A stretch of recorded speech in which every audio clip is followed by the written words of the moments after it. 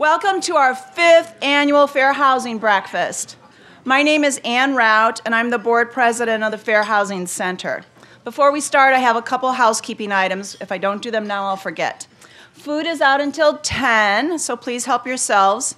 And you can follow us or post pictures on Twitter at hashtag FHBreakfast. So I'm going to do that now, too, so you should all do it. Okay. So we are so excited that the Fair Housing Center breakfasts have continued, and we are now in our 5th year, and that, as you can see, our attendance has continued to grow. This event represents a significant moment for us each year as we gather to confront our history, explore strategies, and keep the conversation going as we leave this room. We all share in the mission of the Fair Housing Center to work to end discrimination and promote accessible, integrated communities. But we will also take time today to celebrate an individual who saw an injustice, took the initiative, and moved us all forward. First, let's take a moment to acknowledge our sponsors who make it possible for us to gather here. Our gold sponsors, thank you to them. They are Comerica Bank, McKinley, and the Washtenaw County Office of Community and Economic Development. Our silver sponsor, PNC Bank. Our bronze sponsors, the Ann Arbor Area Board of Realtors, Ann Arbor State Bank, the Bank of Ann Arbor, Fifth Third Bank, Flagstar Bank, Home Point Financial, Michigan Realtors, the Michigan State Housing Development Authority, Old National Bank, Reinhardt Realtors, Standard Printing, the University of Michigan Credit Union, and Zingerman's Community of Businesses. So let's thank them.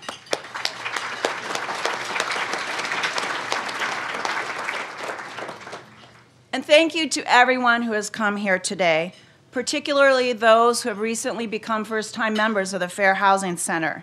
If you are not yet a member of the Fair Housing Center, please consider becoming a member today. The Fair Housing Center relies on memberships to continue and advance their mission to end discrimination and promote accessible, integrated communities. Now, it is my honor to introduce this year's recipient of the Fair Housing Center Board of Directors Award. Pastor Anthony E. Darrington Sr. met local Ann Arbor resident Sarah Tankson after watching a Channel 7 news story last winter, which showed Ms. Tankson crawling on her hands and knees to enter her apartment. Ms. Tankson has a rare neurological disorder known as dystonia, which requires her to use a wheelchair. Ms. Tankson desperately needed a ramp to be built outside of her unit at Randolph Court Apartments, so she contacted the Fair Housing Center for assistance. By law, Ms. Tankson's landlord was not required to pay for the ramp, which resulted in her having to find a willing donor.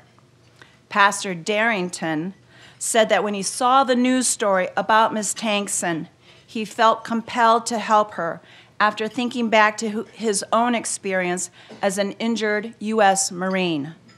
Pastor Darrington spent 26 months off his feet, first having to use a wheelchair and then crutches. He truly understands what it means to have a physical disability. Through his kindness and generosity, not only did Pastor Darrington donate his time to build the ramp for Ms. Tankson, but he also took up an offering at his church in Detroit to pay for the needed materials. Ms. Tankson said that Pastor Darrington's kindness left her speechless. However, as the saying goes, no good deed goes unpunished. In March of 2017, as Pastor Darrington was slated to start building the ramp, Ms. Tankson's landlord, Group 5 Management, refused to allow him to move forward with construction. Pastor Darrington was forced into a highly contentious situation, ultimately resulting in Ms. Tankson filing a lawsuit in federal court before the ramp could be built. However, through the entire process, Pastor Darrington's patience and dedication were unwavering, a testament to his humanitarian spirit. If I may now ask the other members of the Board of Directors to please come up. And we would like at this moment to present the 2018 Fair Housing Board of Directors Award to Dr. Anthony E. Darrington, Sr. So board members come up and Pastor Darrington, would you like to join us, please?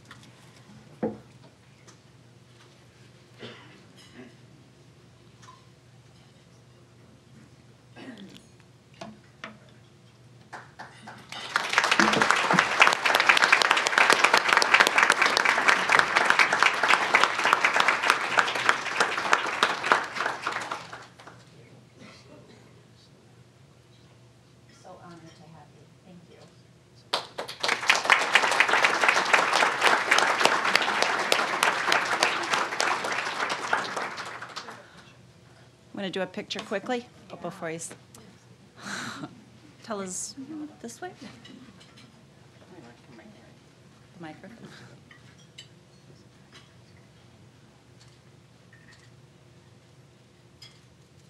Thank you. And before they leave, I just want to thank the other members of the board of directors. We have Mark Mitchkin, Gail Rosen, Alexandra Murphy, and Delphia Simpson. All of these folks spend hours of volunteer time helping to support the work of the Fair Housing Center, and we really appreciate their time, so let's thank them as well.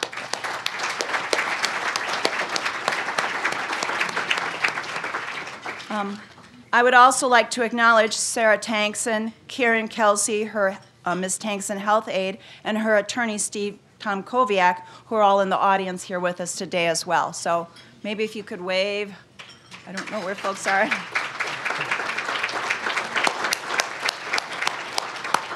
Thank you. Thank you for being with us. Now I will turn the podium over to our wonderful director, Pam Kish.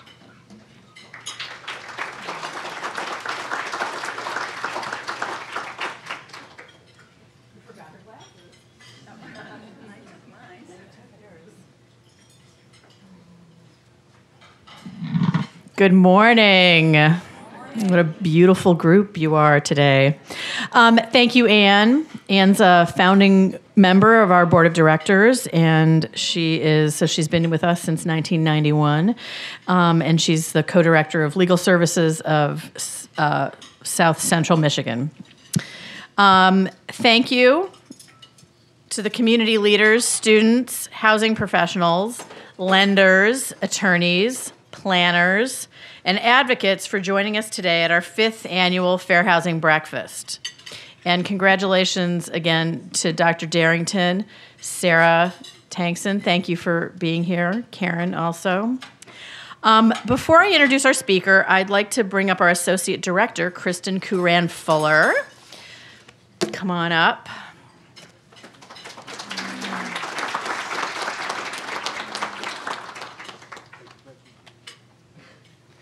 Good morning. I'm so pleased to be in front of you today to acknowledge another special guest, a young athlete who, when asked earlier this year by his coach why he sat during the national anthem, answered with an essay about the history of race discrimination in housing, including steering and redlining. The essay, titled Why I Sit, is actually on the table by my left by his picture back there, if you'd care to read it later. He said, I am protesting the national anthem, but there are two things that would compel me to stand once again. First, that the East Lansing School District teach the history and effects of redlining of people of color both nationally and locally. Second, for the mayor of East Lansing to issue a public acknowledgement and apology to blacks and other people of color for the city's role in redlining, mistreatment, and discrimination. Alex Hosey's words did lead to change. The city of East Lansing issued a formal apology and began planning annual community-wide events on race relations. Personally, Alex is now receiving requests for speaking engagements, was ESPN's Undefeated Athlete of the Week, and is looked at as an inspirational force. Not bad for a 15-year-old. Thank you, Alex, for your work to counteract the historical amnesia that surrounds decades of redlining, racial covenants, and steering. You are an agent of change. Now, will you please stand so that we can all acknowledge you? Thank you.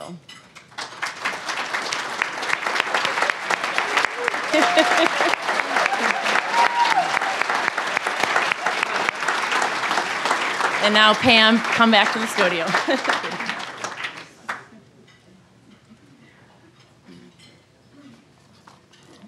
Thanks, Alex, for being here. Alex, you were invited here in part because of your reference to The Color of Law in your essay, and because you recognize the importance of the book in outlining the history of segregation in America.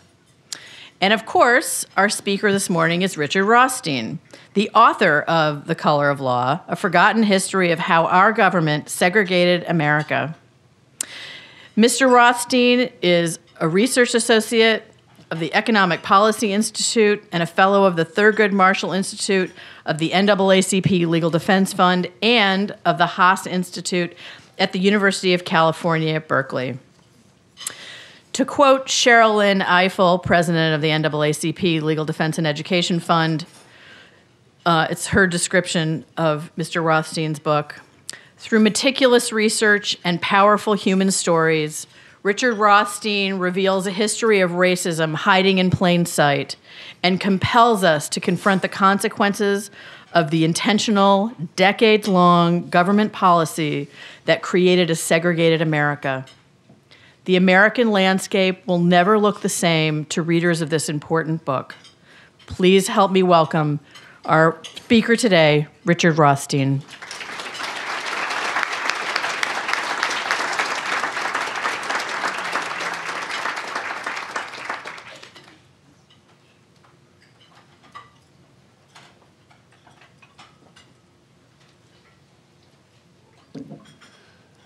Thank you very much, Pam, and thanks to all of you for coming here to engage in this conversation with me this morning.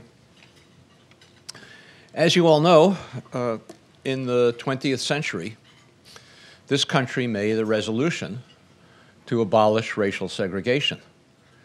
We came to the conclusion that it was wrong, that it was harmful to both African Americans and to whites, that it was immoral, and that it was unconstitutional. We began in the 1930s. The civil rights lawyers began in the 1930s by attacking segregation in law schools, because they figured that if judges were too stupid to understand anything else, they might be able to figure out that you couldn't get a good legal education in a segregated law school. And then they went on, building on that precedent, they went on to abolish segregation in colleges and universities. And then in elementary and secondary schools, the Brown versus Board of Education decision, with which you're all familiar, in 1954. And then the civil rights movement grew and pressure grew, and in the 1960s we abolished segregation in everything from buses to lunch counters to water fountains to public accommodations of all kinds. And yet, we've left untouched the biggest segregation of all, and that is that every metropolitan area in this country is residentially segregated. I've lived in many of them. Every one of them had clearly defined neighborhoods where African Americans mostly or entirely lived, and clearly defined neighborhoods where whites mostly or entirely lived. This is uniform across the country. And yet we all accept it as part of the natural environment. It's not that we've tried to desegregate metropolitan areas and failed. We haven't even tried. We think it's ordinary, natural, we accept it. We think it's too bad, but we don't think there's anything we either can or should do about it. We are, as you are, concerned with ongoing future housing discrimination, but undoing the segregation of neighborhoods that exist everywhere today is not something that's on our agenda. And I think the reason for that is fairly, well, perhaps easy to understand. Segregation in neighborhoods is a lot harder to undo than the other segregations I talked about. I mean, if we abolish segregation in water fountains or on buses, the next day you can drink from any water fountain or sit anywhere you want on the bus. But if we were to abolish segregation in neighborhoods, the next day things wouldn't look much different. And so we've adopted a national rationalization, a way of justifying to ourselves that we ignore something that we made a resolution to abolish, racial segregation. We ignore the biggest segregation of all. And that rationalization that we've adopted to justify our inaction in this area has a name, and it's a name that we all use. It's a name that's used by liberals and conservatives, by African Americans and by whites, and that name is de facto. We say we have de facto residential segregation, which is unlike all the other segregations that we abolished in the 20th century, because de facto segregation sort of just happened by accident.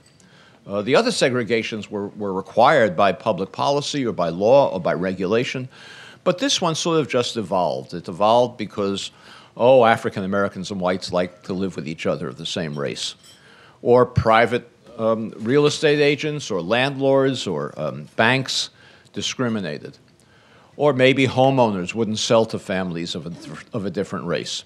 Or maybe it's just because African Americans, on average, have lower incomes than whites, and therefore it's harder for them to move into middle-class neighborhoods. All of these individual private activities with which government has nothing to do is what created the segregation of metropolitan areas today. And because it was all accidental, it can only be undone accidentally. Of course, we can, as you all are trying to do, we can sort of nibble around at the edges with it by prohibiting ongoing future discrimination. But as we all know, we still have segregated neighborhoods everywhere, despite the passage of the Fair Housing Act and its prohibition on future discrimination.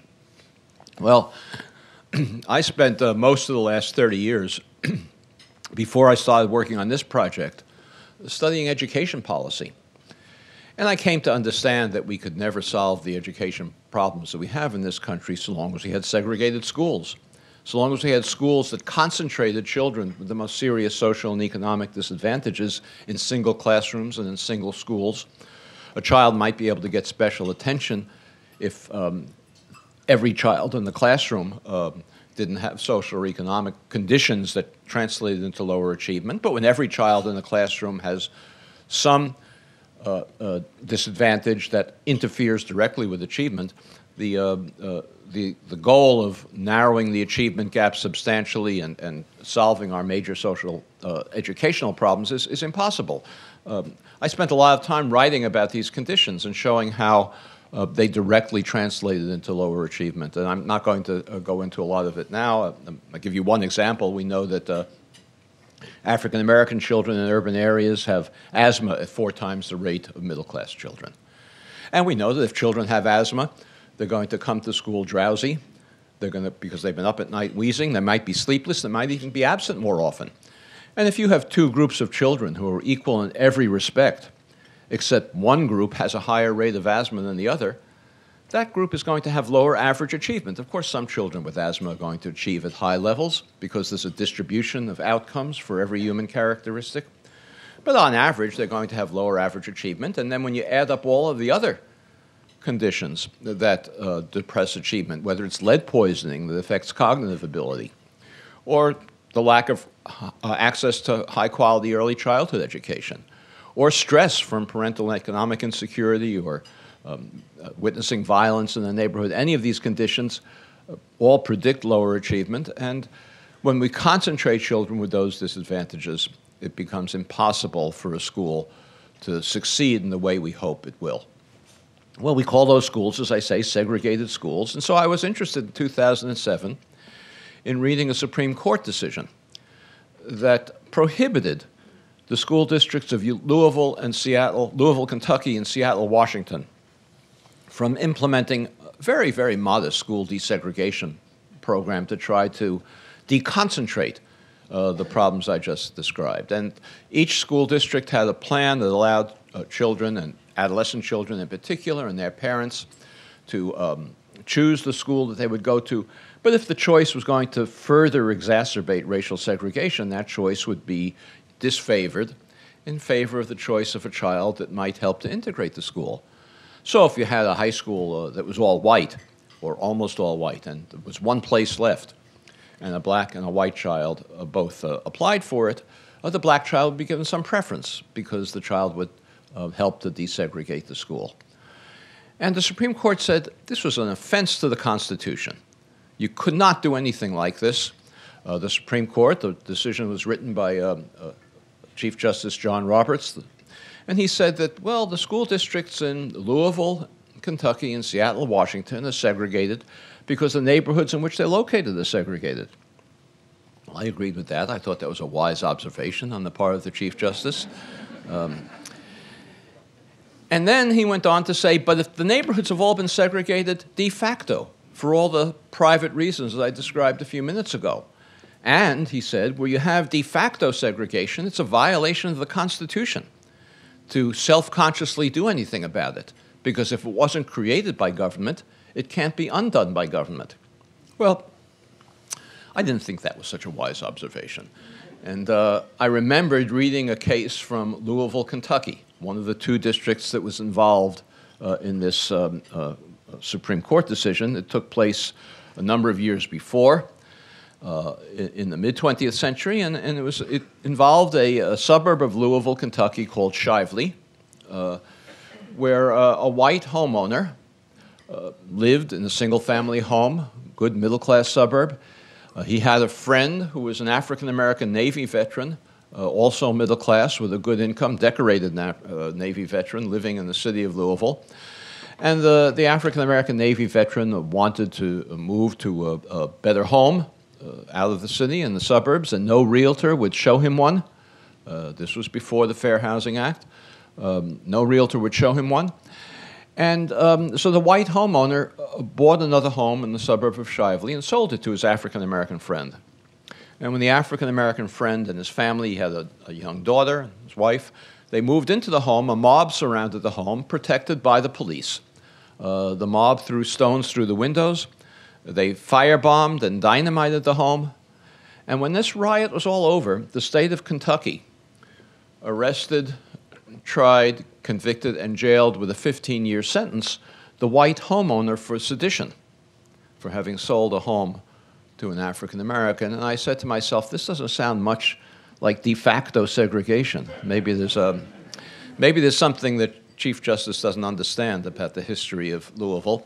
And I knew some other incidents of government participation in the creation of segregation. I had read about this over the years, but never put it all together. But I decided after reading this case to investigate whether it wasn't just a few isolated government actions that contributed, in addition to all the private activities, to racial segregation, but whether there was a systematic policy on the part of federal, state, and local governments to create segregation.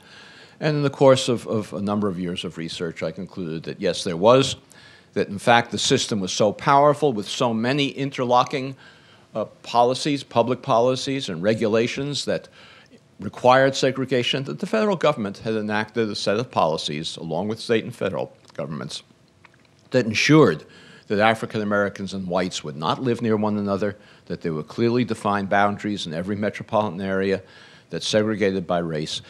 That racial segregation that we see all around us is as unconstitutional as segregation of water fountains or buses or schools or law schools. And because it's unconstitutional, because the actual residential patterns we have in our metropolitan areas are a violation of the Constitution, we have an obligation as American citizens to undo it, to reverse it, to look at the policies that the government followed and to enact equally aggressive policies to desegregate this country. Because it is not a matter of private choice, it's not a matter of private discrimination. This is a governmentally enforced system of apartheid that we have that we all ignore and accept as part of the natural environment. Well, let me spend a few minutes this morning talking about some of the policies that the federal government followed. I can't do very many of them, but I did in the book talk about many of them, but I'll talk about a couple of the big ones. The first is public housing.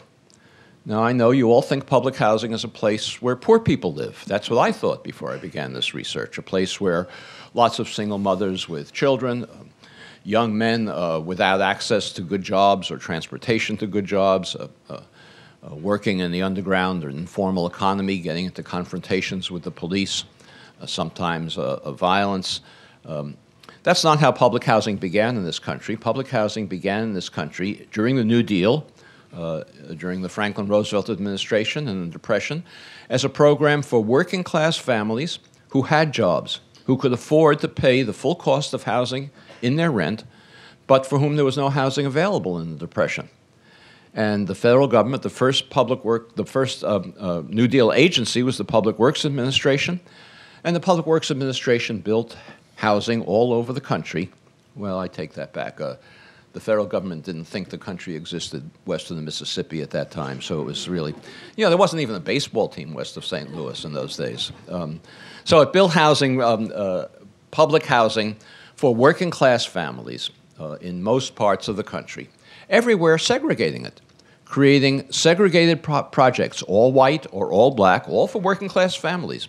No poor people allowed. In fact, public housing agencies had social workers at the time who visited the homes of applicants for public housing to make sure that the children were well behaved, to make sure they had high quality furniture that wouldn't lower the standards of public housing. They inspected marriage licenses to make sure that there was no hanky-panky going on in public housing. This was how public housing began. And it was always segregated. Frequently, and this is the important point, frequently segregating neighborhoods that previously had been integrated. So some of you may have read the autobiography of Langston Hughes, the great African-American poet, novelist, playwright. He describes in his autobiography how he grew up in an integrated neighborhood in Cleveland. That may surprise you. Downtown Cleveland we don't think of as having integrated neighborhoods of working-class families today. But this wasn't unusual in the mid to early 20th century because workers didn't have automobiles to get to work. And if you had a downtown industrial district where most jobs were, the African Americans and the Irish immigrants and the Italian immigrants and the Jewish immigrants and the rural migrants all had to live close enough to those workplaces to get to work, to walk to work, or maybe take short streetcar rides, which we had at that time. So Langston Hughes says he grew up in an integrated Cleveland neighborhood. He said his best friend was Polish. He dated a Jewish girl. This was not unique in the mid-20th century. We'd be stunned if we were transported back there to see the extent of integration in urban areas for the reasons I just described. And the Public Works Administration came into that Cleveland neighborhood. It was called the Central Neighborhood of Cleveland, and demolished integrated housing to build two separate projects, one for whites, one for African Americans, creating a pattern of segregation in Cleveland that otherwise would not nearly have developed in as rigid a fashion as it later did. And this was true everywhere. I like in the book to talk about liberal places like Cambridge, Massachusetts, or places that we think of as liberal, or Berkeley, California, where I now spend a lot of time. Cambridge, Massachusetts, the area around the Massachusetts Institute of Technology, MIT, the Central Square neighborhood, was an integrated neighborhood in the 1930s. It was about half black and half white, for the reasons I've described. The Public Works Administration built two separate projects in that neighborhood, demolishing integrated housing, one for whites, one for African Americans, creating a pattern of segregation in Cambridge, and in the Boston metropolitan area with other similarly segregated projects that otherwise probably would never have developed. During World War II, federal policy was even more aggressive in this respect. At that time, hundreds of thousands of workers flocked to centers of defense production to take jobs in the war industries. As you probably know, there were no jobs or very few jobs available in the Depression, or many fewer than there should have been. Full employment only came about as a result of the World War II and the production of the ships and the tanks and the airplanes and the jeeps. All of these production needed to be done to prosecute the war, and hundreds of thousands of workers were flocking to these areas around the factories, and the communities couldn't possibly absorb that population. So I describe in my book a community, a suburb of Berkeley, called Richmond. Richmond, California was a deep water port. There was no shipbuilding there before World War II, but the Kaiser shipyards built 5 shipyards in Richmond, just north of Berkeley. By the end of the war, they were employing 100,000 workers. They wouldn't hire African Americans at the beginning, but when the supply of white workers ran out, and they still were required to meet the government orders for ships, they had to hire African Americans. They sent recruiters to the South to get African Americans to move to Northern California to take jobs in these industries. Richmond, California was a tiny community at the time, about 20,000 people, all white. There were very few African Americans living on the West Coast before World War II. 100,000 workers employed in the shipyards. If you count their families, probably an influx of 400,000 population. I don't know how a community grows from 20,000 to 400,000 in just 4 years. The government had to build housing for these workers. They were sleeping in open fields. And it built segregated housing in an area of the country that had never known racial segregation before, because there was a very small African-American population there. It built housing for the African-American workers along the railroad tracks and in the industrial area near the shipyards, temporary housing, because the city of Richmond announced that any African-Americans who came to the community to take jobs during the war in the war industries would have to leave the community at the end of the war. And it built permanent housing for white workers in the more residential areas where white families had been living. And this was done all over the country, everywhere. The war industries hired both blacks and whites, and they were always segregated in housing built by the government, frequently creating segregation, as in Richmond, where it never previously existed, or reinforcing segregation to ensure that the pattern became more rigid.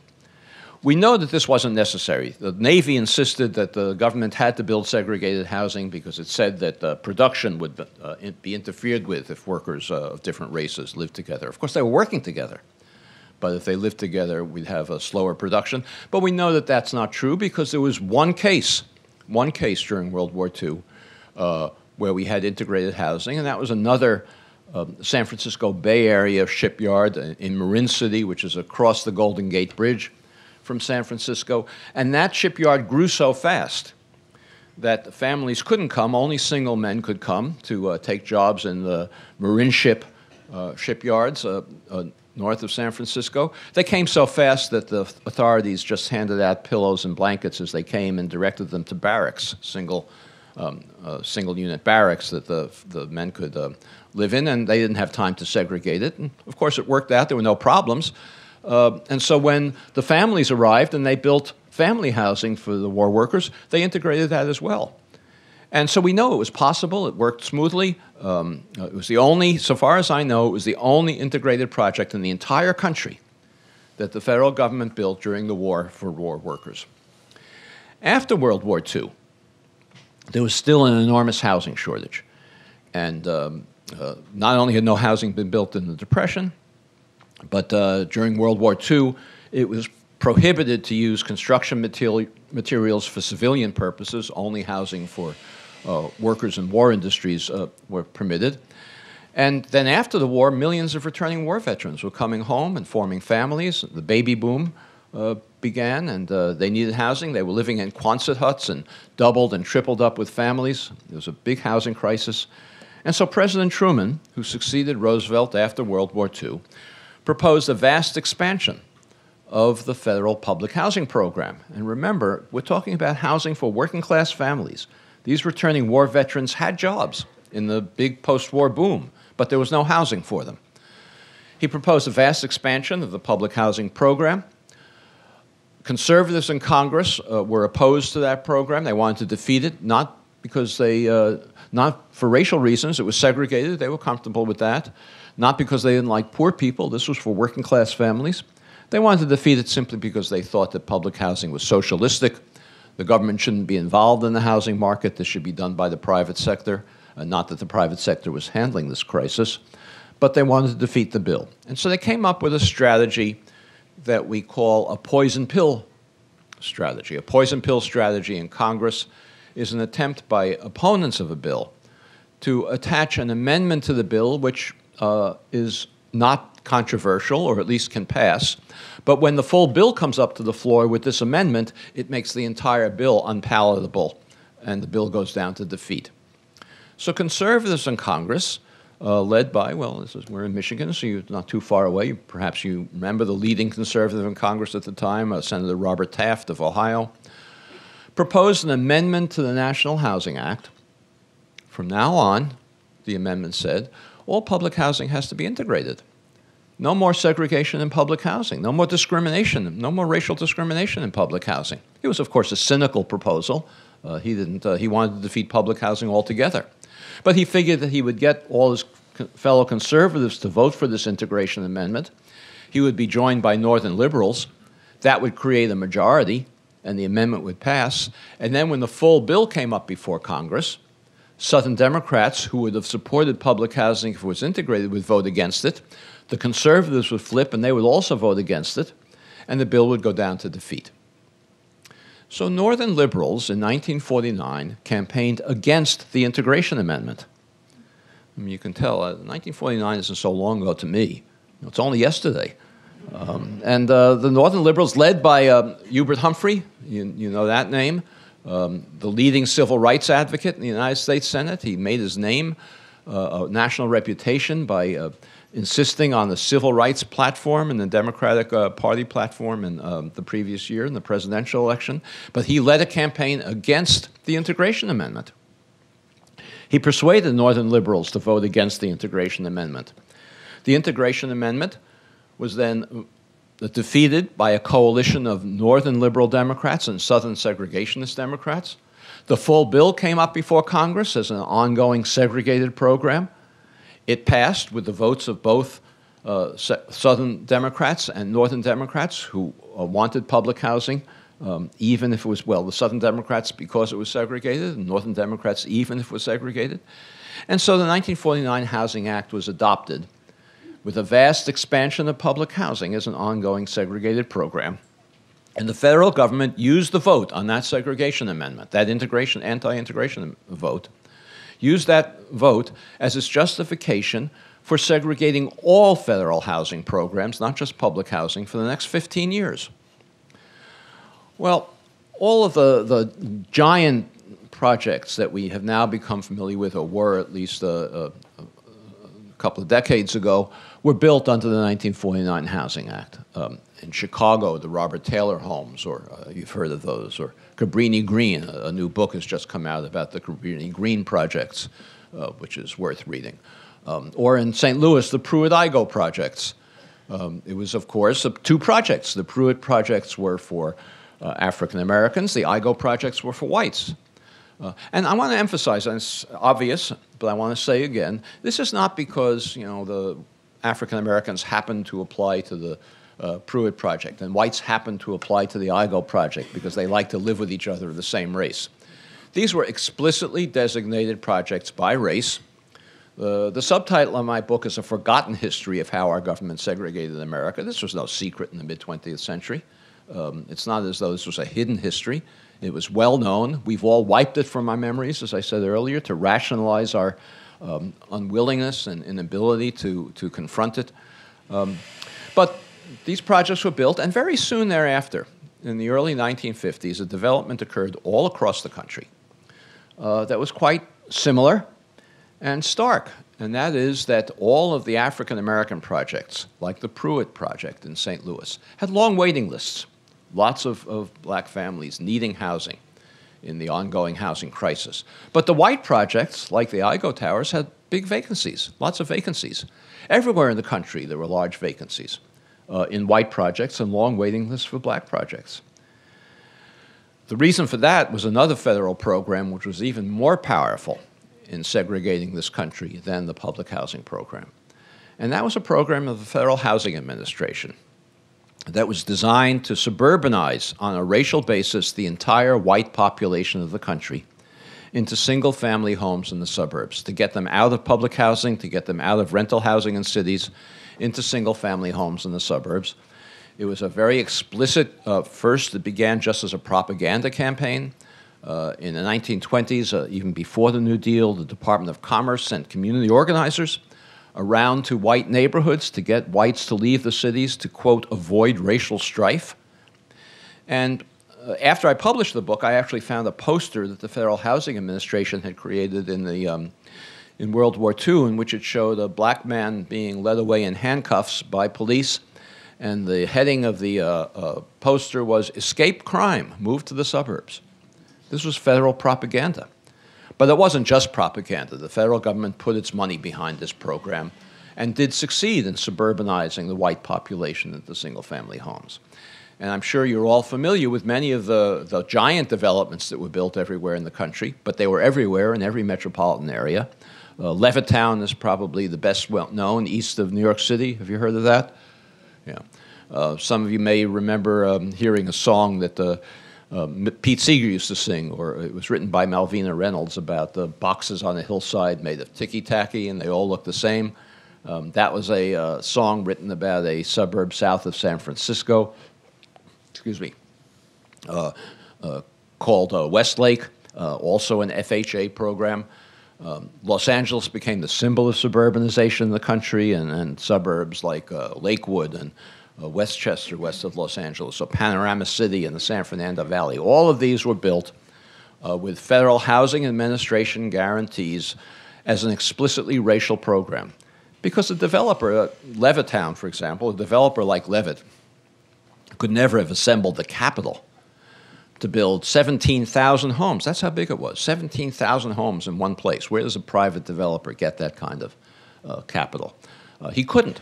The only way he could do it, and this was true of all of the other developers and hundreds of these developments across the country, was by going to the Federal Housing Administration, submitting his plans for the development, his dreams for the development, the architectural design he was going to use, the materials he was going to use, the layout of the streets, and an FHA required commitment that no homes be sold to African Americans, that it be an all-white suburb, and if he made that commitment, the Federal Housing Administration would guarantee his bank loans to build this 17,000 unit development. This was not the action of rogue bureaucrats who asked him to make an informal commitment. This was written in the federal policy manual. This was this was not de facto segregation. The federal underwriting manual, which went to appraisers everywhere in the country, whose job it was to approve applications of people like Levitt and these other developers for these suburbs, the underwriting manual specified that suburbs could only be built for the same racial class, and not that they were being built for the other racial class. But that was a specification in the underwriting manual. The underwriting manual also said that a suburb couldn't be built close to an African-American neighborhood because it would run the risk of, quote, infiltration by incompatible racial elements. This was federal policy. There was one developer in Detroit, actually, who wanted to build a project for whites only. It was too close to an African-American neighborhood. And so the FHA wouldn't approve it because of this danger of infiltration of incompatible racial elements, unless the developer built a 6-foot-high, half-mile-long wall, concrete wall, separating his development from the African-American neighborhood. And in my book, I have a picture of that wall in Detroit. So this was federal policy, and as a result, almost the entire white working-class population was suburbanized into single-family homes in all-white suburbs, and African Americans were prohibited from participating in this program. It was not meant for middle-class families. It was meant for working-class families. The homes were very, very inexpensive and small, modest homes, 750 square feet. They sold at that time for $8,000 or $9,000 apiece. In today's money, inflation-adjusted, that's about $100,000. Any working-class family can afford to buy a home for $100,000 with an FHA or VA mortgage that required no down payment. My uncle was a returning war veteran. He bought a home in Levittown. His job was stocking vegetables in a supermarket. These were not professional middle-class families who benefited from this program. But over the next couple of generations, the whites who moved into suburbs like Levittown or Westlake or Lakewood or any of the others I described, or any of them in between here in Detroit and everywhere else, in Michigan and everywhere else. The white families over the next couple of generations gained $200,000, $300,000, $400,000 in equity and wealth, because those homes now sell not for $100,000, but for $500,000, more or less, depending on the region of the country. The white working class families who became middle class as a result of this program used that wealth to send their children to college. They used it to take care of emergencies. If you have wealth and you lose a job temporarily, you can weather that emergency. If you don't have wealth, you can't. And they used it to bequeath wealth to their children, who could then use it for their own down payments, or grandchildren who could use it for their own down payments and homes. As a result of this federal policy, the on average today, African American incomes in this country are about 60%, 60% of white incomes.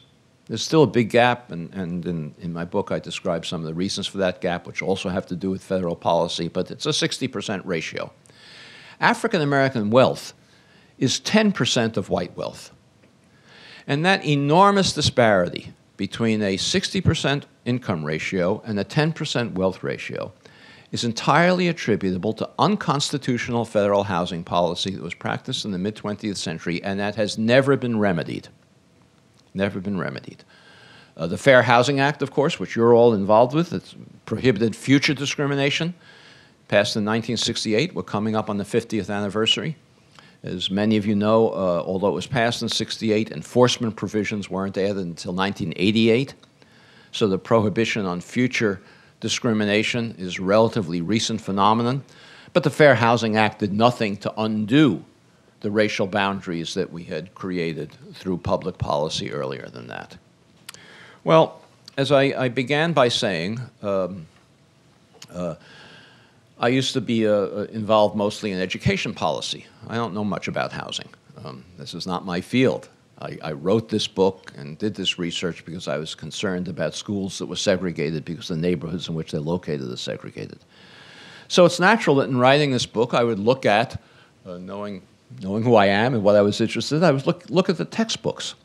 And Alex described it before, the textbooks with which we teach this history in every high school and middle school in the country. And I examined these textbooks, and I can assure you that every one of these textbooks lies about this history, to use a technical term. The most commonly used American history textbook in this country is something called The Americans. It's 1,200 pages. In those 1,200 pages, there is one paragraph that is devoted to discrimination in the North. That's the subhead. There's one sentence in that paragraph that relates to housing, and that sentence reads as follows. It's something like this. It says, in the North, African Americans found themselves forced into segregated housing. That's it. You know, as I've written other books before this one. I write a lot of articles. I know what publishers do. They spend a lot of money hiring copy editors to look out for passive voice sentences. This is one they missed. African Americans just found, woke up one day, they looked out the window and they said, hey, we're in a segregated neighborhood. Now, this is a crime. As the young man said, as you heard him describe before, it's a crime. Because if the next generation doesn't learn this history any better than we have, they're going to be in as poor a position to remedy it as we've been. One of the things I urge, I do a lot of speaking about this book, and one of the things I urge everyone that I speak to do is every one of you lives in a community and has children or grandchildren or nieces and nephews in schools. You have relationships with principals and teachers and school board members and superintendents, and you can do something about this. This is something that is, I think, a citizenship obligation. We can go to our local schools as a first step in remedying this situation and insist that this history be taught accurately. Because, as I say, unless we learn this history, we won't understand the constitutional obligation that we have as American citizens to address it. Unless we develop a new consensus in this country around this history and understanding of this history, we will continue to be hobbled by this de facto myth. We will continue to accept racial segregation as part of the natural environment about which we're compelled to do nothing about. So a public education campaign around this kind of history is essential. It's not alone going to be enough. We need a new civil rights movement around the issue of residential segregation in the same way we had civil rights movements in the mid-20th century about school segregation and water fountain segregation and bus segregation. But the understanding is a first step. There are many, many policies that we could follow, and I don't really have time to talk about them this morning, but there are many policies we could follow that are much, much more aggressive than your charge of monitoring future discrimination, ongoing discrimination. There are many policies that we could follow that could undo this in a fairly rapid way. But they're politically all unfeasible at this point. So we need to build political support for them. I'll take some questions and we'll have some discussion, and I can go into some of these policies if you want, but the main thing is to relearn this history, because unless we build a consensus around our constitutional obligation, we're going to be frustrated in our ability to undo it. So thank you for your attention, and I guess we're going to have questions. Yeah, questions and comments at this point.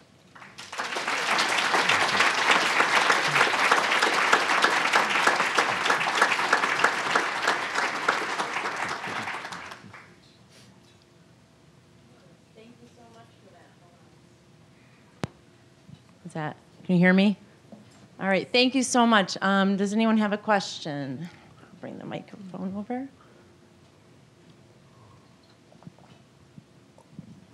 You mentioned John Roberts' decision in 2007 as majority decision, and I'm curious if his use of alternative facts was pointed out in a strong dissent by other members of the court. No, actually, that was one of the things that shocked me about this decision. The dissent was written by Justice Stephen Breyer, and Justice Breyer accepted John Roberts' characterization of segregation in Louisville and Seattle as de facto. The basis of his dissent was, he said, if you have de facto segregation, school districts should be permitted voluntarily to address it, even though they can't be compelled to constitutionally. And it was that, you know, that's really what set me off, because I figured that if even Stephen Breyer doesn't know this history, we've got a lot of educating to do.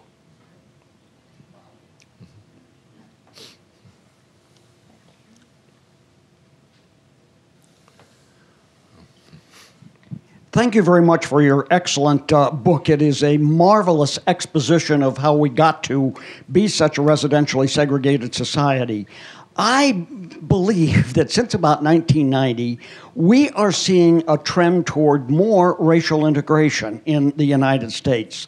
There are still very high levels of segregation in many metropolitan areas, but quite a few southern and western metropolitan areas have moderate levels of integration. Detroit was the quintessential American apartheid metropolis, and in 1970, you could almost count the number of African Americans living in the suburbs, except for a few suburban black pockets, with your two hands.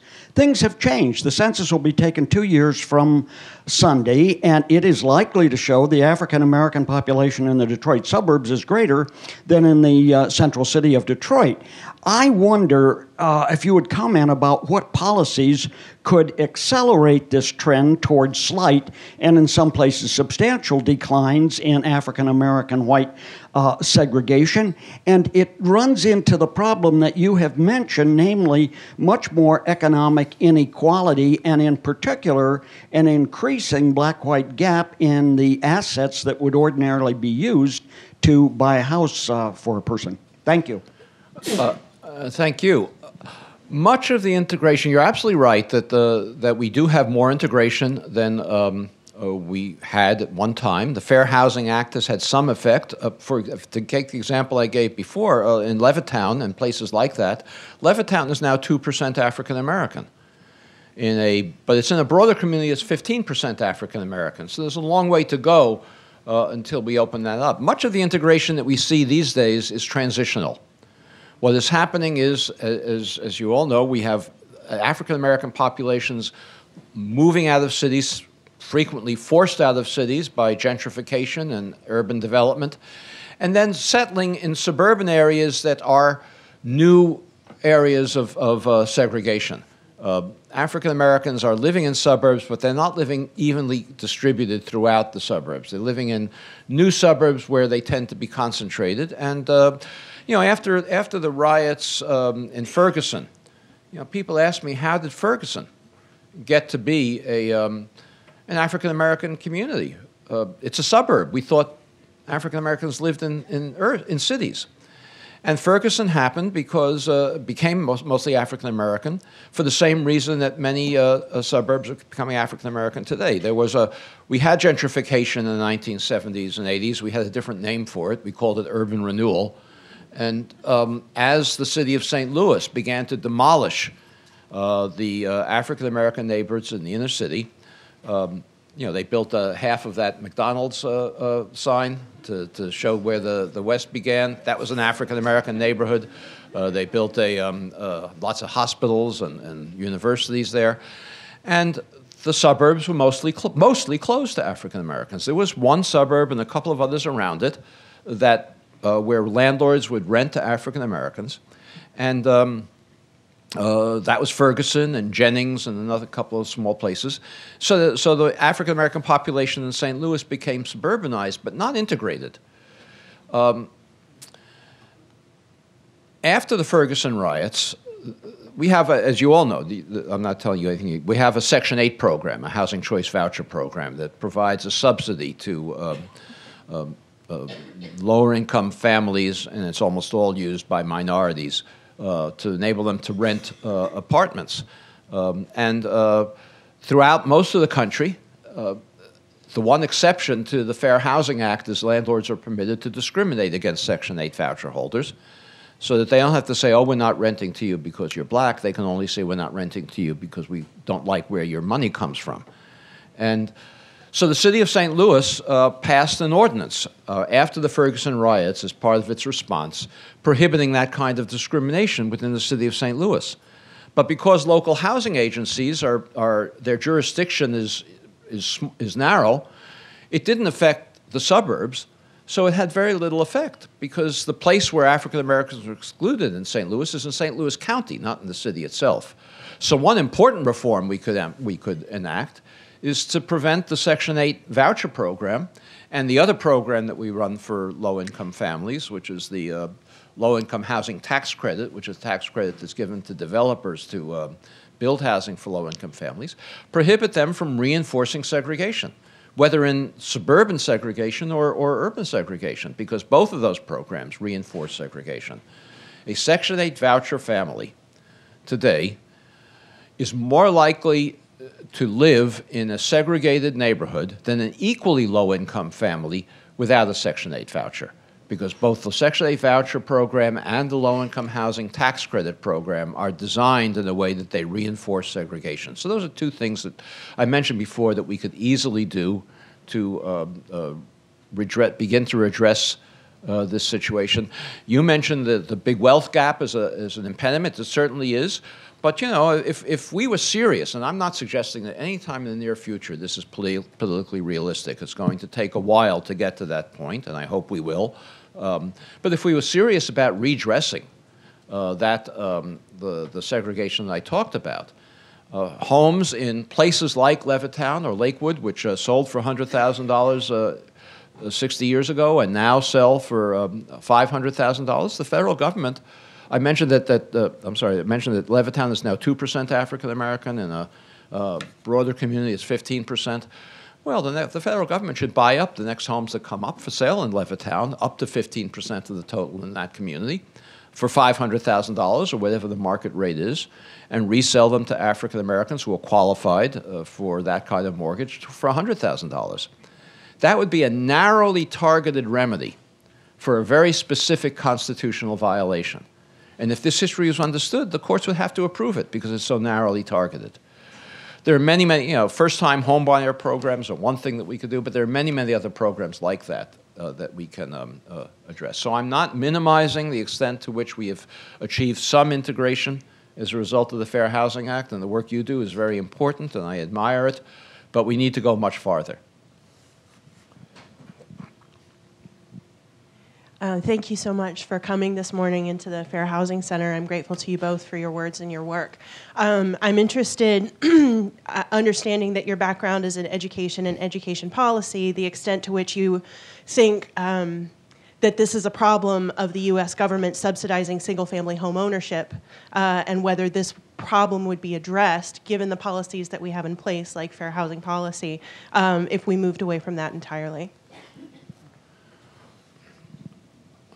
Well, I don't know entirely, but we certainly, because of these historic policies I talk about, we did and we continue to subsidize single-family home ownership in a way that perpetuates the segregation that I've described. You know, the biggest, I mentioned the two programs that the federal government now uses to help lower-income families find rental housing.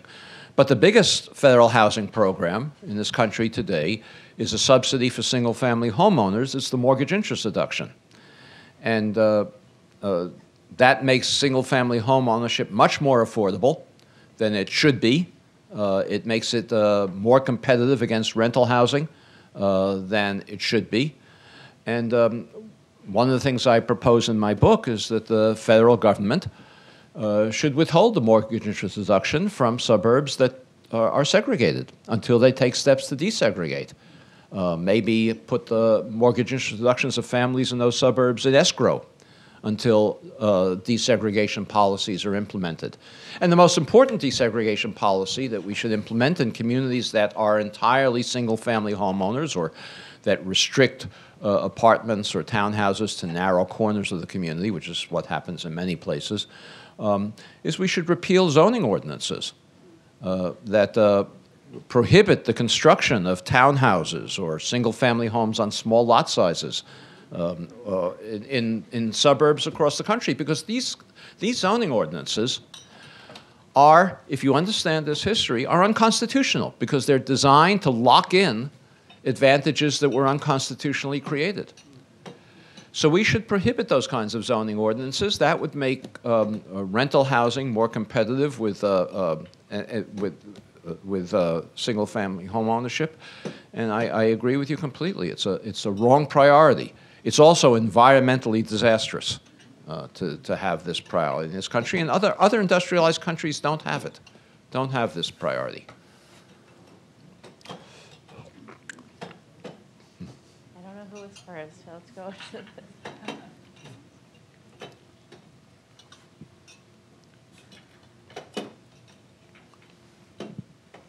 Good morning. Thank you again for just sharing great knowledge. The book is awesome. You know, my son, again, used it for his essay. Back in East Lansing, one of the things my son asked for, aside from the apology, was the curriculum in East Lansing Public Schools to be rewritten. And we've actually had the privilege of meeting with the public school district, meeting with the social studies chair, and we've actually, Alex wrote up an outline, turned it in, and they're trying to finalize this new curriculum unit by the end of spring break. So that's, you know, it's really great. That's wonderful.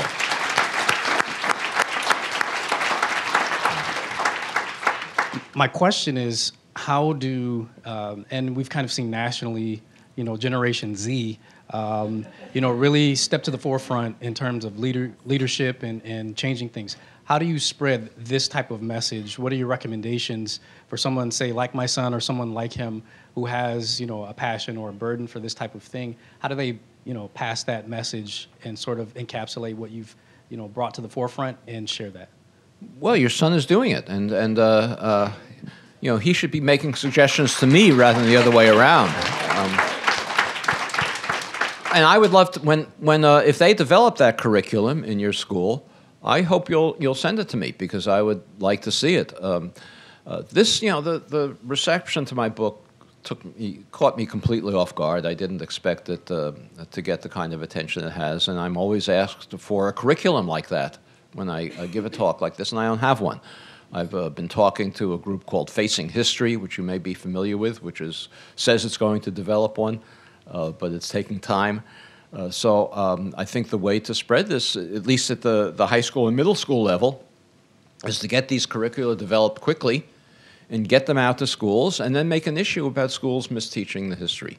There's a group called the Zinn Education Project, Z-I-N-N, Education Project, which you can find online, which has some materials like this. As I say, Facing History is another group that I expect to have materials like this soon. And I think more people need to do what you're doing. And I guess you're in the East Lansing School District, is that right? Yeah, well, I'm sure that here in this room there are many other school districts that are represented. And the same thing needs to be done, and I'm sure you'll be willing to share that curriculum with other people here through the Fair Housing Center, perhaps. so it Yes, can go please. more broadly. I think there was a few. We have time for a few more questions.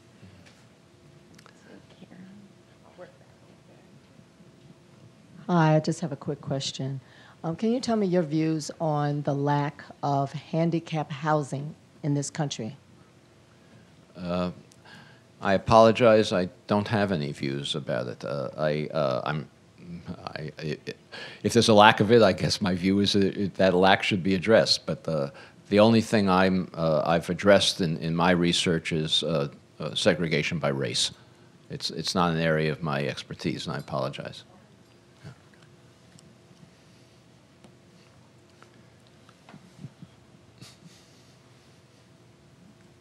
Thank you for being here and for your terrific work. I wonder if you've gotten any indication that Chief Justice Roberts has read your book or any of the other justices?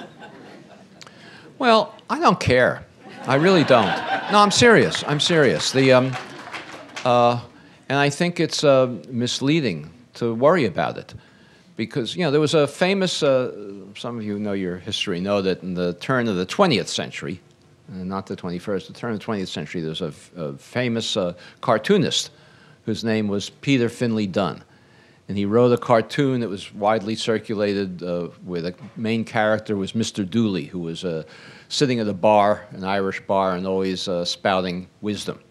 And the most famous line that Mr. Dooley ever spouted was, "The Supreme Court follows the election returns." And that is true. The Supreme Court, by the time, if we ever got, and I hope we will, and I'm very encouraged by it actually, but if we ever got to the point where we understood this history and the court was forced to acknowledge it, it'll be long past even John Roberts' time as Chief Justice. So what we need to do is focus. It's much more important that you read the book than that John Roberts does, because unless there's a new public opinion that understands this history, the Supreme Court's not going to take the lead in this. They're going to follow.